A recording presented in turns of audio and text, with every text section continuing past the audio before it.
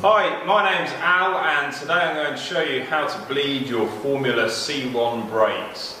You don't need a lot of stuff to bleed your Formula brakes. You will need some DOT 4 fluid. It has to be DOT 4. You can't use any DOT 5.1, otherwise you'll have problems with your brakes. You'll need the pad spacer that comes with your brakes.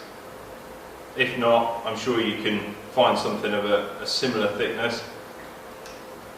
You'll need a T10 Torx key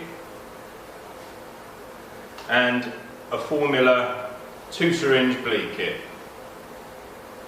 The rest of the stuff you need is just general stuff like rags, so you shouldn't have any problems there. Formula recommend that you take the brake off the bike completely, but sometimes that's not convenient, so you can do it on the bike. You just need to be careful with spilling fluid on stuff. What you do need to do, if you do it on the bike though, is turn the lever around and mount it like that so you can get to the bleed port. If you're doing it off the bike, then get an old handlebar, pop it in a work stand and mount the lever onto that. Starting at the caliper end, we've got to make sure that we've got some new unworn pads in there. They can be pads that you use just for bleeding, or you can risk it with ones that you're going to ride with. Obviously if you do get fluid on them, they're not going to work properly, so you need to be really careful or have a spare set. You need your pad spacer, pop that in between the pads, and you'll see we've got our nitrile gloves on now. Don the specs in a sec as well. Remove the bleed screw from its port using your T10 Torx key.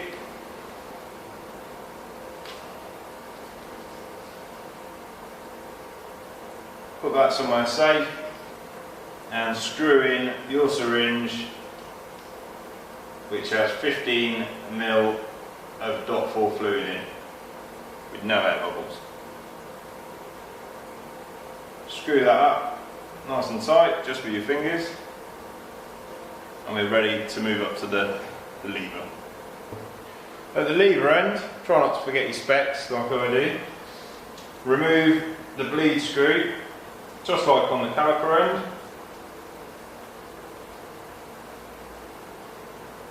And again, put it somewhere safe. And attach the second syringe. So this has 5 ml of DOT 4 in, no air bubbles.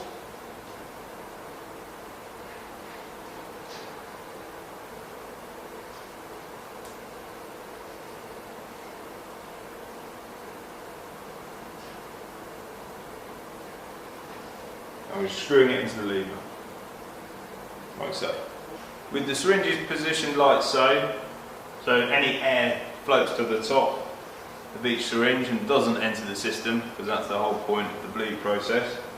We're going to push fluid through from the caliper up towards the brake lever. Always keep the level above 5 ml. And the next stage is to pull up on the caliper syringe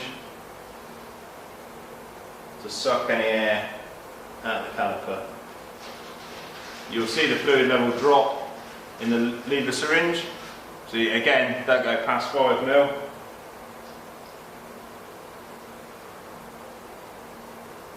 And we can repeat this process.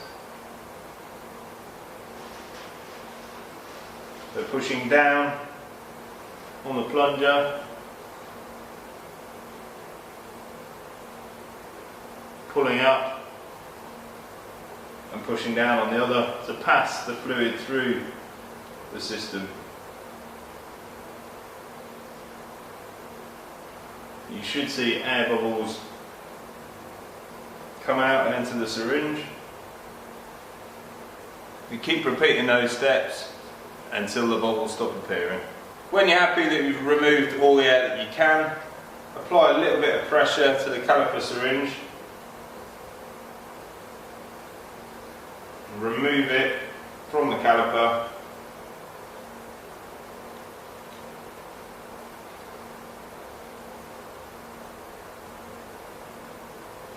and fit your bleed screw.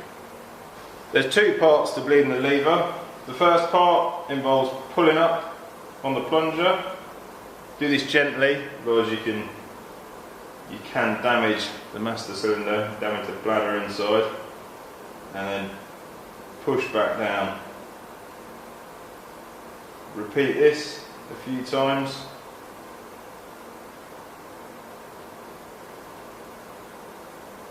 Till you stop getting any bubbles. Okay, now the next part involves pulling the lever all the way back to the bar. As you release it, push down on the plunger.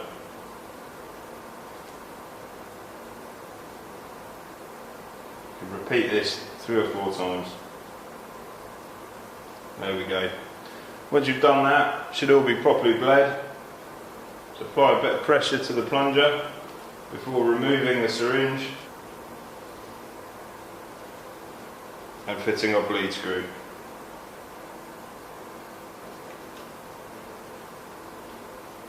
It's important that the O-rings on the bleed screw are in good condition, otherwise it will cause a leak, and the bleed screw should be torqued to 1.5 Newton meters.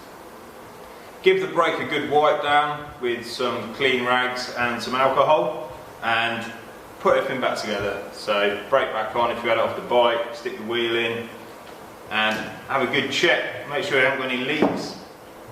Make sure that the lever feels good and solid.